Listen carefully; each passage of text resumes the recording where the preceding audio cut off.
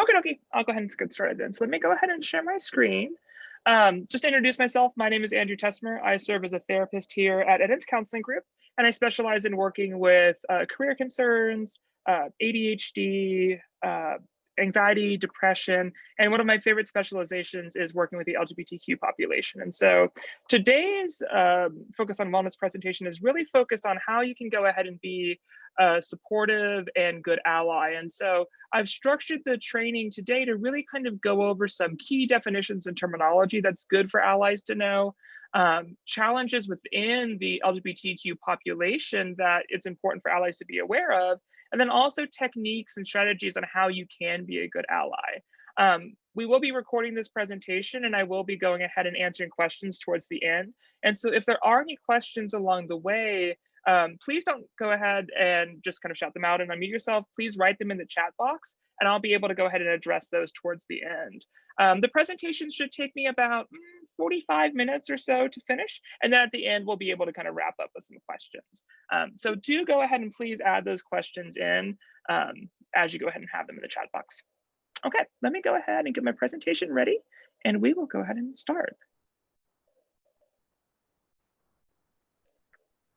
Great. Okay, so today's focus is going to be one on Pride, and June is the official Pride month, and so perfect timing for this. Really, we need to start with some key definitions that are going to be quite important in, hold on one second, apologies here, I need to minimize this little chat box, okay. Key definitions that are going to be important for us to really know, especially in working with the LGBTQ population or just kind of being a good ally. So oftentimes people get sex, gender identity, and sexual orientation a little bit confused and mixed up. And so I want to make sure that we are all kind of on the same page as we talk through this. Sex is biological, anatomical, and physiological differences between males and females, okay? And so when we talk about sex, we're talking about distinct physiological and biological differences. Oftentimes people think sex and gender is the same, but they are very different. Gender is socially constructed, and oftentimes it's socially constructed characteristics of men or women or folks that may identify in a different gender, such as norms, roles, and relationships, okay? It varies from societies to society, and gender can be changed. And oftentimes when we're looking at, world civilizations throughout time, we'll also notice that oftentimes many civilizations have more than just two genders, and gender is not often, in some cultures, related to biological sex. At times it is. And so it's really important that when we think of gender, it's something that's a lot more flexible. It's something that's a lot more focused on social construction. And because of that, each individual's definition of their gender and their gender identity may differ from one another. And so I identify as cisgender, my gender is male, but my perception of my gender as male may be very different than perception of another male's gender. And so it's very important to understand that gender and sex are very different. Gender identity is a personal sense of one's own gender, and it can correlate with the assigned sex at birth, or it can differ from it. Sexual orientation is different. It's an enduring pattern of romantic or sexual attraction to purpose of people of the opposite sex or gender, the same sex or gender, or both sexes, or more than one gender. And so orientation is typically about who we go ahead and like. Identity, of course, is who we are. And so just want to kind of clarify some terms there. Coming out we'll be talking about a lot tonight. And coming out is when an individual within the LGBTQ community publicly declares their own identity, whether it's to an individual person in private, to a group of people. Oftentimes during Pride Month, what you'll see is, celebrities or famous folks beginning to come out on social media. So it can be to the global community as well. So coming out is something that doesn't just happen once, but oftentimes for LGBTQ folks is a constant thing in which they have to go ahead and do all the time, to a new employer, to a new friend, to a new in-law, so to speak. And so it's really important to understand that coming out is not a one-time occurrence, but one that goes throughout an LGBTQ person's life, and oftentimes can create a lot of different stressors and a lot of different challenges emotionally, and feeling like, is it a safe environment? Is it a person I can trust to come out? Will this person hold that in confidence if I ask them to? And a lot of times folks that are, coming out, especially if they are coming up for the first time, there's a lot of anxiety and fear around what that may mean, not only for them, but also from their personal relationships. Folks that are closeted oftentimes do not disclose their sexual orientation or gender identity. They may go ahead and not be ready to for a variety of reasons. And so when we hear the term closeted, we just mean that it's someone that has yet to disclose their orientation or identity. When we think about sex assigned at birth, oftentimes people get a little bit confused with this term. It's really important to understand that it's the sex to which you were given when you were born or on your birth certificate, okay? And so because a lot of times within society, folks correlate gender and sex so frequently, oftentimes for transgender individuals, they will use the term sex assigned at birth to create that distinction there. Because when they were born, the doctor on the birth certificate looked at their genitalia and were like, okay, well, those are traditionally male genitalia, so you are sex assigned male. But they may not identify with that in, their childhood, teen years, or later in life. And so we'll use that term throughout our course as well today. This is a wonderful resource that I like to use in a lot of my trainings, and also times when I'm working with parents of LGBTQ youth that may be a little bit confused on, what are some of the terminology that my child is using with me? Or I'll use it even with clients that may be navigating different areas here. And it's a very helpful one created by the Trans Student Educational Resources. And so if you go to right underneath the unicorn, you'll see a link there. They'll have this graphic and it's translated into many different languages. And so if you're trying to explain these concepts to someone that it may be a little bit challenging to understand, I always recommend visual aids. And so go ahead and feel free to share those. And so when we think of gender identity, you can see the thought bubble on the unicorn. Again, that's one's perception of their own gender. It can be female, can be male, can be others, can be non-binary. It's the way in which one perceives themselves and the way in they feel that gender ties into that perception. Gender expression is the way in which they go ahead and share that gender through attire, makeup, hairstyle, clothing choice to the outer world, okay? And so when we think of that, it doesn't necessarily always have to be in direct alignment with that gender identity. One could go ahead and identify as male, but maybe on a day they decide to wear a skirt and heels because for whatever reason, on that day, he wants to go ahead and express his gender as female. It doesn't mean that his gender identity is female. It's just that he's expressing his gender in a feminine way that day. We have sex assigned at birth, which again, female, male, other, or intersex. And intersex is also part of the LGBTQ community. Folks that are oftentimes born with maybe ambiguous genitalia or have some sort of perhaps chromosomal difference. There may be ambiguous genitalia in which the doctors don't really know what that sex assigned at birth is. And so intersex folks are a very important part of the LGBT community as well. We also have difference in terms of sexual orientation and romantic orientation. And this is oftentimes something that even folks within the LGBTQ community aren't always aware of. And so when we think of folks being physically attracted to someone, oftentimes I like to go ahead and think of that as sexual orientation. I'm sexually attracted, physically attracted to, women, mid, other genders. And at times that may be the same as emotional attraction. For most folks it is, but at times it can be different too. You may be romantically attracted to both genders, but maybe only physically attracted to one or the other. And so hopefully this can help provide a little bit of a visual and a little bit of a greater understanding of some of the key differences around terminology that we just may not be familiar with, because this isn't something that's not really ever talked about or taught much in schools, unfortunately. When we think of sexuality also, oftentimes people think of sexuality on a binary spectrum, that you are either gay or straight, homosexual or heterosexual, homosexual, or bisexual. The thing is that human sexuality is significantly more in-depth and nuanced than just one or the other, or bisexual. And so even though this is a little bit older, the Kinsey scale is one that I like to go ahead and bring up from time to time to help show just that there is a difference in sexual behavior and sexual preferences and sexual desires and sexual orientations that don't just fit within to one or the other camp.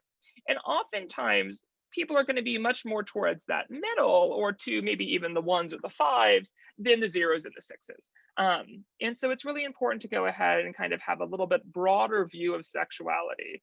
And also respecting too, when a person does come out to you, and when a person does go ahead and share their sexual orientation with you, that you take them for their word, that you don't go ahead and question them as to how do they know they're this sexual orientation? How do they go ahead and feel that way? If they feel comfortable, they'll share that with you, but it's not your place as an ally to go ahead and question and gatekeep and validate whether or not you feel like the way in which they're expressing themselves is accurate or not. You need to be able to understand that for a person to be able to come out to you, they've done a lot of soul searching and really a lot of introspection to see, are you a safe person to whom I can go ahead and share this with? And so it's very, very important as an ally to be understanding, to go ahead and be supportive. And if they do say, well, do you have any questions for me? Do you have any questions about this? That it's coming from a space of understanding versus questioning or judging. This is a helpful chart too, that oftentimes can be useful in understanding different types of terminology that you may not be familiar with. And so I'll kind of walk through some of this a little bit with you, even though it's kind of self-explanatory for what you see here. We oftentimes think of like asexuality is the absence of sexuality. They do not experience sexual attraction to anyone. And this splits away the romantic and the sexual, because again, those are different. And so you may have someone that's asexual and aromantic. They don't have any emotional attraction towards others, nor any sexual attraction to others. We have folks that oftentimes are called gray romantic, typically not gray sexual. They typically identify as asexual, but they may be gray romantic, rarely experiences any kind of romantic attraction toward another. Demisexual or demiromantic experiences attraction only to someone after developing a very strong bond. And oftentimes with demisexual folks, it's not necessarily correlated with one's gender or gender expression, but rather who that individual is.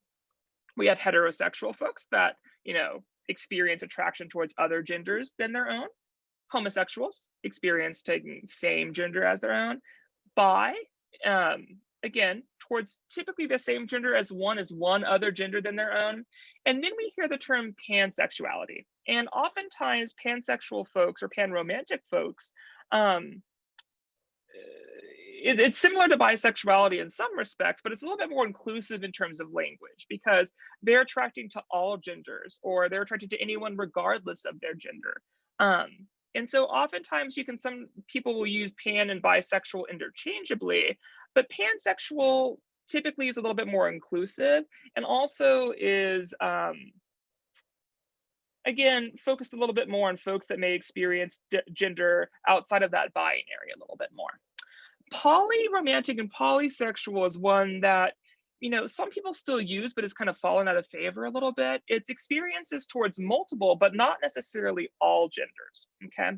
And so definitely revisit this if there is confusion with language. And also, there's a lot of really great resources online too that, if you're uncertain about terminology, or if you're uncertain about, what that means, do your own research. As an ally, it's important to empower yourself to go ahead and search for these things on your own, and not rely on the LGBTQ individual in your life to have to provide you with all the information. Now, they may be happy to do so, but that puts the burden of learning and sharing on them and not on you, the ally, to whom, hopefully, if you're here today, are wanting to understand and learn a little bit more. Heterosexism is really important to know, because typically we live in a heterosexist society, which pretty much just means that there's attitudes, bias, and discrimination in favor for heterosexual sexuality and relationships. Okay, and some of these examples are just like this automatic presumption that everyone is heterosexual. If I'm walking down the street and I'm just kind of seeing people around me, the natural inclination is that all those people are heterosexual. I may not be cognitively aware of that, but if asked, generally it's just going to be an assumption, because that's what we're kind of taught within society. There's also presumption that male and female attractions and relationships are the norm, and therefore superior. This happens a lot of times in advertisements or in media, and perhaps in particular. And so it's important to understand that oftentimes, because there's this presumption that those relationships are the norm and therefore superior, and then therefore greater represented in many different forms of media and education, in like family modeling, family systems, social relationships, it can be very hard for queer folks to go ahead and have positive, healthy role models or positive, healthy media that shows queer relationships that are considered norm and not something to be considered othered. The belief that everyone is or should be straight. And it's also defined as the oppression of LGBTQ folks. And it may not always be the direct oppression of folks, but the way in which society is structured to go ahead and oppress LGBTQ individuals, okay? Internalized heterosexism often comes for folks that are within the LGBTQ identities due to societal pressure and expectations, which is an internalized evaluation of that. And so, for example, as a queer person, my relationship with my partner, if I had internalized heterosexism, I may think that's lesser than because it's not a straight relationship, okay? And so it's kind of that internalization of those messages that society puts out often. Homophobia and biphobia typically is a more irrational fear or aversion to homosexuality or LGBTQ individuals, oftentimes defined as a fear or hatred towards them. And then internalized homophobia and biphobia is oftentimes the involuntary belief by LGBTQ folks that the homophobic lies and stereotypes and myths about them are true, okay? And oftentimes I see this a lot with my queer clients because it creates this space of shame, isolation, intolerance of their own sexual orientation, sexual behaviors, and oftentimes self-loathing that can turn into depression, anxiety, self-harm, those sorts of things. And we'll talk about some of the mental health concerns with the community a little bit later today. But oftentimes the reason as to why that occurs is because of homophobia, of heterosexism, of cisgenderism. And it may not always be internalized, but just being in a society in which it is cisgendered and heterosexist becomes challenging to navigate as a queer person, as a marginalized individual. Transphobia encompasses a wide range of negative attitudes, feelings, and actions towards transgender people. And unfortunately, right now, this is becoming quite prominent across society and also, unfortunately, within politics too. It can include fear, aversion, hatred, violence, anger, or discomfort felt towards folks that don't conform to society's gender expectations. And also it is a type of prejudice and discrimination, similar to racism and sexism, in which especially trans people of color, transgender women of color in particular, because of the multiple marginalized identities to which they have, are often subjected to multiple forms of discrimination at once, okay? And the reason why this is really important to understand, especially as an ally, is while you may not know someone within your family or within your community that identifies as trans, it's important as an ally to be able to speak to those that are trying to go ahead and pass particularly transphobic legislation, as we've seen recently in society, that is going to go ahead and do detrimental harm for folks within the community, particularly the most vulnerable trans individuals. Also, when we're kind of thinking about transgender folks, it's important to understand why pronouns are so important. And oftentimes I hear a lot of challenges to pronouns within both society, from educators that I do when I'm doing these kinds of trainings, even sometimes from parents of my trans youth that I'm counseling. It can be very, very challenging and hard for them to accept that, you know, their child or the individual to whom they're working with is going ahead and changing their pronouns. And so a pronoun is a word used to refer either to a person that you're talking about or a person talked about in the third, okay? So I, you, he, she, him, they, their. Why does it matter? And I want you to really think about this. How many times has someone used your name or pronouns over this past weekend? You know, if you really take a second to think on it, I would imagine countless times, hundreds of times probably. Now imagine that your pronouns were misused each and every time someone either referred to you around you, or maybe they misnamed you or dead named you when they were talking to you. How would that feel for you to go ahead and be misgendered constantly and misused constantly? It'll be cutting. It's a really big challenge to one's self-worth, self-esteem, self-concept. And so the reason why folks are very insistent around pronouns is because the dysphoria and the shame and the feelings of, you know, depression and anxiety around being misgendered is very, very common. And so It's important, especially as an ally, to really make sure that you're listening to when folks correct you on the pronouns and to make sure you're using the correct pronouns, okay? So it's important also as an ally to create an inclusive environment around pronouns. LinkedIn has done some really good work here in which they've gone ahead and included pronouns on LinkedIn profiles. When I'm in sessions, I'm going to go ahead, for the first time I'm meeting a client, I'm going to go ahead and introduce my pronouns myself. Or if I'm going to go ahead and do it at a meeting at work, I'm going to go ahead and highlight my pronouns there. In my email signature, I also have my pronouns. It's very, very important to go ahead and make sure that as an ally, you're kind of leading the charge and using the privilege that comes from being either heterosexual or cisgender in order to go ahead and help those that are more marginalized. And so by including your own pronouns, that can be incredibly beneficial. When unsure, simply ask, what pronouns do you use? Be cautious with the question, what pronouns do you prefer? Because that is not necessarily something that's as supportive. It's what pronouns do you use?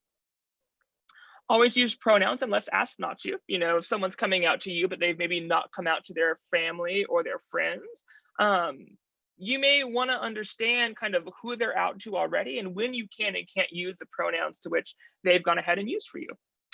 Oftentimes you're going to make mistakes too. That happens. Keep practicing. Practice on your own outside of just the relationship with that individual. And make sure that if you do make a mistake, just apologize and move forward. You can also go ahead and assist others who are making these kinds of mistakes by gently correcting them and kind of helping them move through a little bit easier. And here are some examples that you can go ahead and see later on the recording as well. Here are some examples of different kinds of pronouns in use. Oftentimes, we're going to go ahead and see folks that identify maybe as trans or as non-binary in particular, or gender expansive, maybe gravitate a little bit more towards they, them, their pronouns. That being said, everyone's going to be a little bit different in the way they're comfortable. And so just make sure that you really go ahead and ask, what pronouns do you use? Better to go ahead and ask than not to ask and make a mistake there. Also demonstrated support for gender expression. Okay, so avoiding gendered phrases like good morning, ladies and gentlemen, helping to discuss topics that counteract common societal or gender norms, like both boys and girls can be great athletes. Colors are colors. There's no boy or girl colors. So kind of helping shape or change some of the ways in which gender and gender expression is shaped within society can be really, really helpful, especially when working with gender expansives or gender nonconforming individuals. Symbols, because it's also important to understand kind of symbols that are around, particularly during Pride Month. And so we can see the first one, you know, the pride flag originally designed. They kind of cut off the cyan and the light pink because of the expense of printing those on flags. And so we typically see the traditional rainbow now. We also see the bisexual pride flag, intersex pride flag, a Lazarus lesbian pride flag as well, non-binary pride flags, asexual, pansexual, and transgender, okay? And so oftentimes if you see kind of a flag of any of these shades, generally it means that that individual is a member of the LGBTQ community, okay? There's also some symbols that are associated with the LGBTQ community that's beneficial for you to know as an ally as well.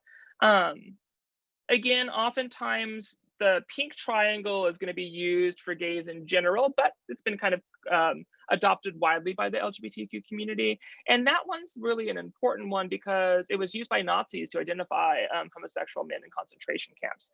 And so it's been kind of repurposed within the community as a symbol of pride. There are also LGBTQ holidays, so to speak, days that are really important. Pride Month is in June. We have the Pulse Night of Remembrance coming up for the Pulse Massacre that happened in Florida. And then also on June 28th is the anniversary of Stonewall Uprising, which typically is when most folks celebrate like a traditional day of Pride. And the Houston Pride Parade generally is around that same time period. This year, of course, due to COVID, that's going to be delayed until the fall for dates TBD. But oftentimes there's still going to be a lot of celebrations and events within the Pride Month.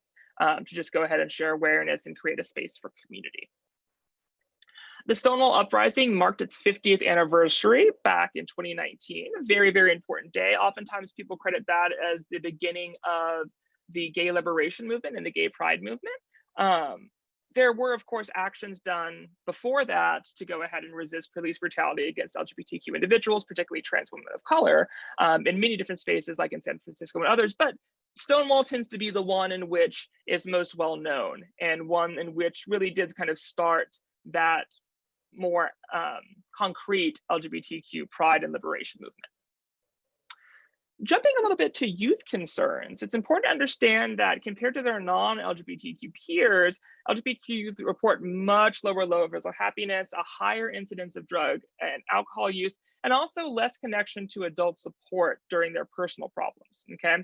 And likely because of the heterosexist and cisgenderist society in general, and feeling othered and feeling unsupported and not having kind of models within the family and not talked about in school and not having positive representation in the media, it's a lot of isolation and feelings of loneliness and feelings of uncertainty of really who I am and can I be accepted in this world. They're also 2 times more likely than non-LGBTQ youth to say they've been verbally harassed or called names at school. And so we see folks within this community often get a lot more bullying and a lot more harassment in school environments. Though there have been positive movements by school districts to go ahead and change this, even unfortunately in the Houston area, sometimes teachers are doing this kind of bullying and this harassment, as we saw with Fort Bend ISD. And so it's important to understand that while there are positive movements in this direction, there's still a lot of discrimination happening and bullying happening. Typically, severe victimization is related to lower academic achievement amongst LGBTQ students, and it's about 2 times higher for gay and lesbian individuals, and about 40% higher for transgender individuals, the suicide risk, okay? And again, it's not because of something that's inherent with that identity, but much more about the discrimination that they face because of that identity. Among LGBTQ youth, about a third disagreed with the statement, there's at least one adult I can talk to about my personal problems. So oftentimes these kiddos are feeling very alone, very isolated, very shamed, don't know what this means, especially around gender identity. There's just not a lot of understanding of what that is and not a lot of conversation, especially in school and especially from parents about how you can explore gender identity in a very healthy and safe way. And so oftentimes it leads towards a lot of isolation, which of course would then increase the risk of, suicide. These 2 individuals here on the right, unfortunately, are 2 children that did go ahead and commit suicide, particularly after a lot of bullying and harassment based upon their LGBTQ identities. They often find themselves having challenges finding LGBTQ or LGBTQ of inclusive therapists.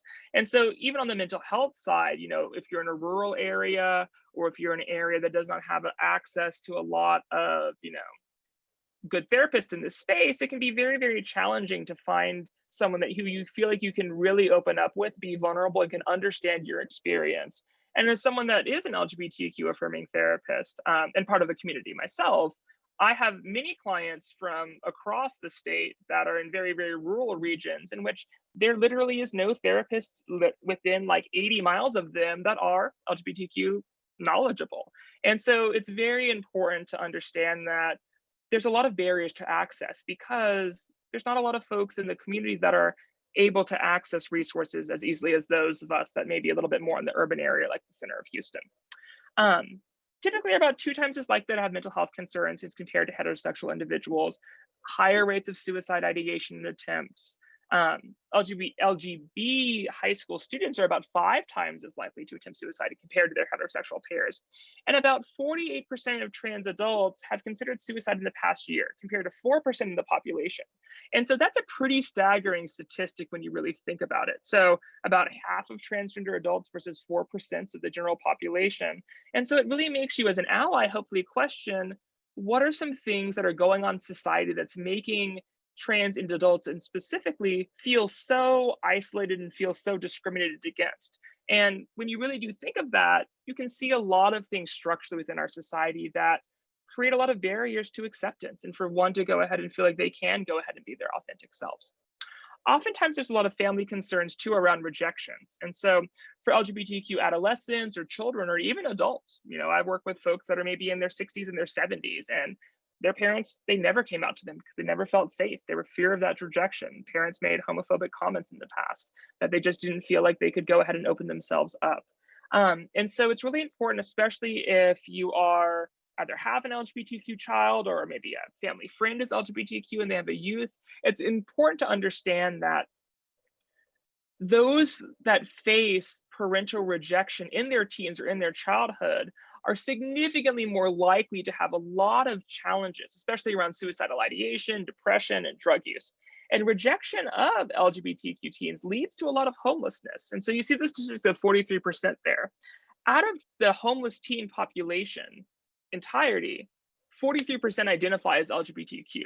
And the reason as to why that is because they're running away from really toxic home environments. They're being kicked out. There's a lot of parental violence or abuse based upon those LGBTQ identities. And also there's a lot of risk behavior that happens because of how are you going to survive in the streets as a teen? You know, that leads a lot of people to go ahead and use sex work or use drugs as a way to go ahead and make ends meet because there's not a lot of support, okay? Oftentimes you're going to hear LGBTQ folks also use the term chosen family. Very positive and uplifting. A group of people who you're not necessarily biologically related to or legally related to, but you feel a stronger emotional bond and consider them family. And oftentimes I have queer folks that I work with that are closer to their chosen family than they are their biological family. And that's why chosen family is so important, because it creates a space for those that do face family of origin rejection, which is that FOO abbreviation there, to go ahead and find a space of community in which they can go ahead and be their authentic selves and be appreciated for that. So kind of shifting gears a little bit, talking about some of the benefits of allyship. So, you know, as an ally trying to attend today, learning a little bit more, there's things that happen for you that's actually beneficial in being an ally. You increase your knowledge and awareness, hopefully you have a value of justice or compassion or empathy, altruism, that may be something that's aligned with your own values. And by being an ally, you're upholding that value. You're taking a positive view of others, and that allows you yourself to go ahead and flourish and foster positive development. You may go ahead and increase beneficial individual relationships, particularly with the LGBTQ folks.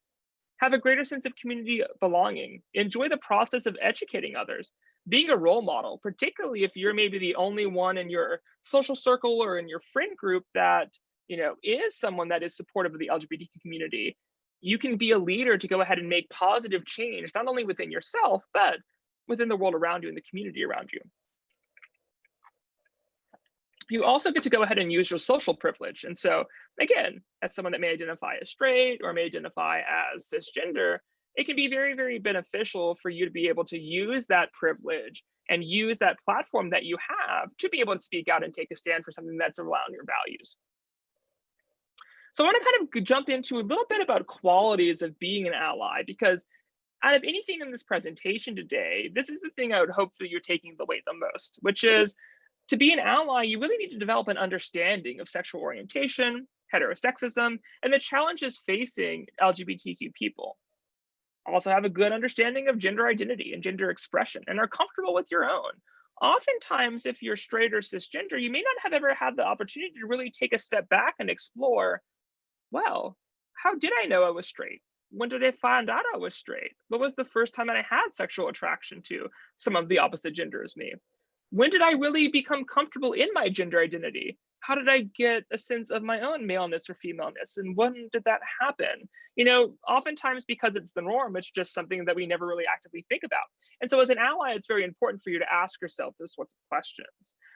Also, someone committed to personal growth, even if that growth requires sitting with discomfort. You know, oftentimes as an ally, as we're kind of talking through this, memories may come back of times in which you may have said something that was offensive to another person, or maybe you learned a new term today that you used inappropriately in the past. Well, that's okay. It's important for you to be able to reflect upon that and understand, oh, that may have been challenging and hurtful. How can I go ahead and move forward in a space that won't necessarily cause that same harm to others? Okay, so that discomfort's important. We don't grow from being stagnant. We grow from challenge. We go from discomfort. Expect to make some mistakes, but do not use it as an excuse for non-action. You know, we all make mistakes from time to time, but just because you make a mistake doesn't mean that you shouldn't actively try to correct that and work through that. Know that in empowered ally relationships, the person in the non-oppressed role initiates the change towards personal, institutional, and societal justice, okay?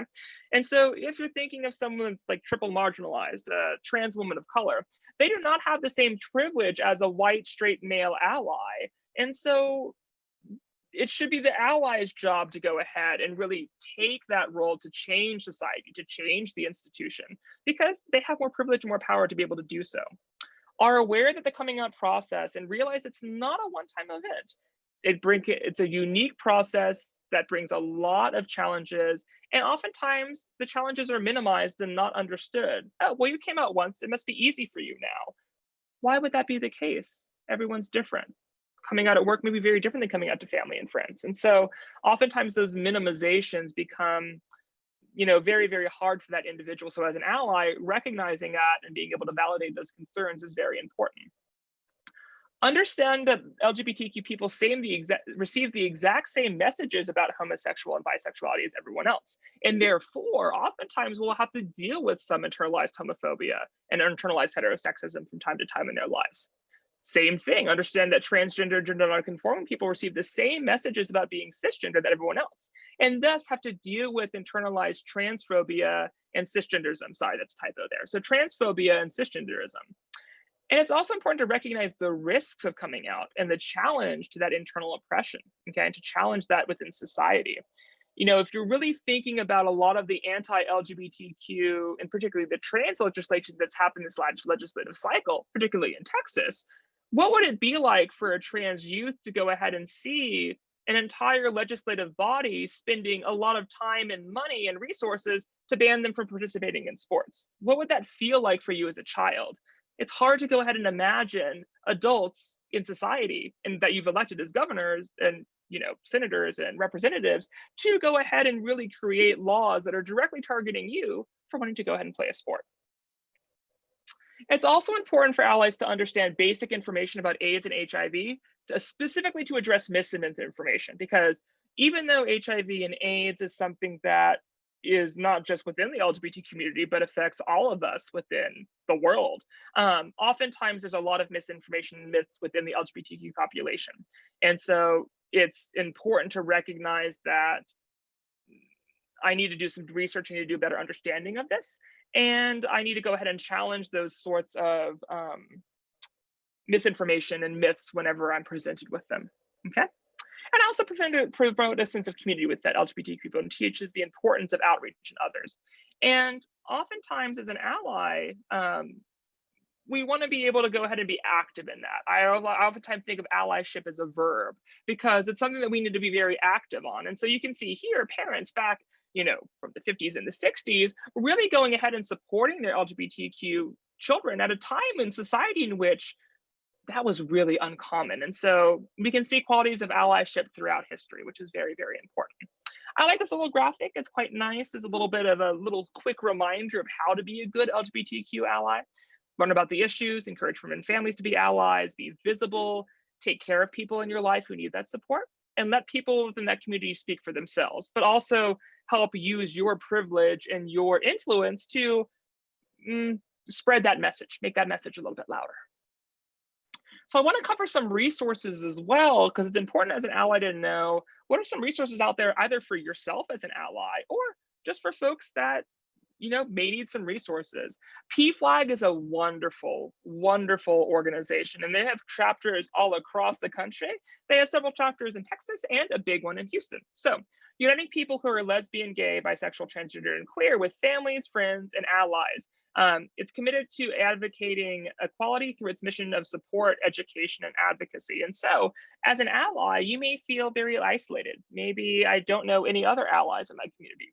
Well, I encourage you to join PFLAG. A great way to go ahead and meet other allies, a great way to go ahead and have some positive impact in a larger organization that's very, very supportive and has been around for decades. Human Rights Campaign is the largest civil rights organization working to achieve equality for LGBTQ Americans. And they have a lot of really beneficial research on their website around statistics, information, policy proposals, data. So if there's ever like an information that you're trying to seek out and understand more, check out Human Rights Campaign website. Excuse me, they have a very, very good one that has a lot of information there. Gender Spectrum is also a really wonderful organization. Their goal is to create a gender inclusive world for all children and youth and help families, organizations, and institutions increase their understanding of gender and consider the implications of evolving views have for each of us. And so they do a lot of really wonderful work in both educational institutions and organizations and within individuals to go ahead and help out gender expansive and maybe gender non-binary, transgender children and youth. Trans Youth Family and Allies is also a wonderful one too, provides a lot of education and service. And so these can be good ones to go ahead and check out. Family Equality Council is also a great one, helps connect and support and represent millions of parents who they themselves are LGBTQ and their children. And so if you're working or have friends that are LGBTQ parents themselves and may feel a little bit isolated or uncertain, Family Equality Council can be a great place for getting connected. There's also the LGBTQ National Help Center. It's a non-for-profit organization that's dedicated to meeting those needs. And so that can be a great resource to go ahead and share with others. And one other one that I didn't include in here that's really good specifically for LGBTQ youth is the TREVOR Project. It's a very helpful one. They also have a crisis hotline that they operate. And so if you do know any LGBTQ youth that is in distress and does need some support, I strongly encourage you to go ahead and share with them TREVOR Project. And they do have a crisis line that can be great in times of, maybe suicidal ideation, self-harm, any kind of crisis. Houston also has some really great resources as well. Montrose Center in the Houston area is wonderful. They do a lot of community outreach and involvement. They have low cost and sliding scale counseling. They have free support groups. They have also 2 different types of organizations for youth. So they have Hatch Youth for typically those that are 13 and 20. And the times that I have here may be a little bit different now because of COVID and the shift to virtual. And so do not quote me on these times. Be sure to check Montrose Center's website. They also have Hatch Youth Junior for both younger children and preteen ages, as well as parents and guardians too. And so this can be a really great way if you're you have an LGBTQ child yourself and they don't really know anyone else. Great way to go ahead and meet others and get supported and be empowered within a positive LGBTQ affirming space. NEST is also a very important citywide effort right now to go ahead and prevent homelessness among adolescents and young adults who do identify as LGBTQ. Right now, it's currently coordinated through the Montrose Center, but still a very good organization to go ahead and understand and know about. Tony's Place is also a good one too. A drop-in center for LGBTQ youth up to the age of 25 who are unstably housed or maybe unhoused or experiencing homelessness. They'll be able to kind of provide a lot of immediate needs and life skills. So hot meals, shower, Wi-Fi, use of computers, maybe even a mail service if they're homeless. They'll be able to go ahead and get mail there. Clothing, backpacks, hygiene kits, those sorts of things. And so again, when in doubt, definitely check in Montrose, but there's a lot of other LGBTQ organizations in our community that are quite helpful for those that may be experiencing homelessness. We also have Open Gate Ministries as well. That's also a program focused typically for more young adults, 18 to 30 homeless young adults of any sort of sexual orientation or gender identity, though there is a specific focus on the LGBTQ population there. Having a very difficult time at shelters or agencies. At times, shelters and agencies for homeless individuals may be a little bit more religious focused, and sometimes, religious may not be the most affirming of the LGBTQ individual, especially if they may have some religious trauma. And so it's important to understand that some LGBTQ specific resources can be helpful versus just sending them to the local homeless shelter, which may be, not as affirming or accepting of their identities. There's also some LGBTQ affirming faith organizations in the Houston community that are really good to understand and know of. Oftentimes I see LGBTQ individuals and families that may be coming from religious backgrounds, and maybe the religious background, the church to which they were, accustomed and grew up in may not be the most LGBTQ affirming organization. And so it's important to understand that spirituality is an important part of life, and that folks that are LGBTQ and maybe, raised in an LGBTQ unaffirming type of, faith community, they still may go ahead and find a need to go ahead to have a faith community there. And so these are ones that are very affirming and LGBTQ specific, to go ahead and create a safe and inclusive environment for them to go ahead and explore their spirituality and their religious beliefs. So now I want to go ahead and take some time for questions. So I'm going to stop my share and see what kind of questions we may have had throughout. And I'll check the chat box really quickly. And it looks like we've had none. So just kind of wanted to open up to the 2 attendees that we do have today. Any questions or thoughts that you have based upon the things that we've covered?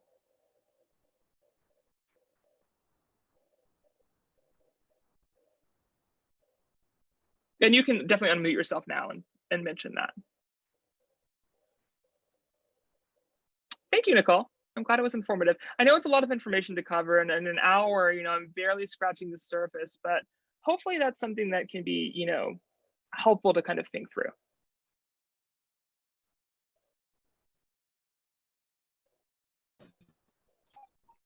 I find it interesting. I actually lead safe zone trainings at my job, and I identify as bi, and one of my children identifies as pan, and has gender fluidity. And I am just intrigued by how much access we have now that we didn't when I was a kid some moons ago. And I think we are doing this generation a service, whereas we did generations previously a disservice. And so I thank you for doing things like this, but I'm also just glad that, you can go to the internet now and sort through stuff, because the internet's a crappy place some days, but you can find what you need, and you can find what you're looking for, and you can find communities in ways that we couldn't when I was a kid. And it makes it's amazing. So thank you for doing what you do. And I'm just glad things like this do exist now.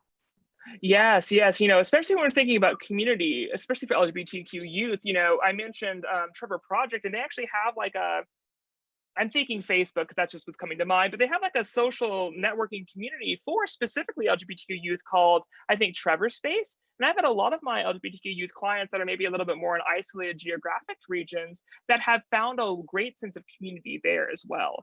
But yes, you're very much right. I think that from past generations in which we never really kind of talked about these things, and it wasn't really something that was ever encouraged to explore, it definitely was a disservice, both for, I think, society at large and also those within the community. And hopefully this is something that's uplifting as you hear this, but I've actually had quite a bit of school districts, especially within the Houston area, in which I've done some really deep trainings on this topic, specifically to teach school counselors how to support LGBTQ youth. And more school districts keep on reaching out for this kind of support and training. And so it really is quite uplifting to my heart also to see this too, because even when I was in high school, a decade or so ago, well, more than a decade now, that was nothing something we talked about at all. And there wasn't even mention of different sexual orientations in our health class. And so it's ever changing and ever evolving, but I do agree with you completely that things are moving in a much more positive direction. And I hope that that can continue.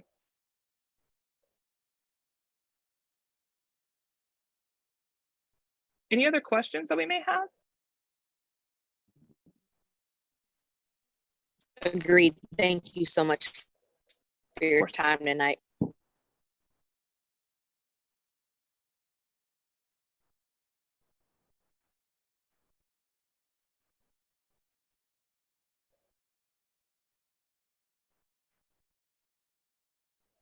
Well, wonderful. Okay. So if we don't have any other questions, this recording will go ahead and be posted, I believe, on YouTube for access to others. But if not, then I guess Marcus can go ahead and wrap this up.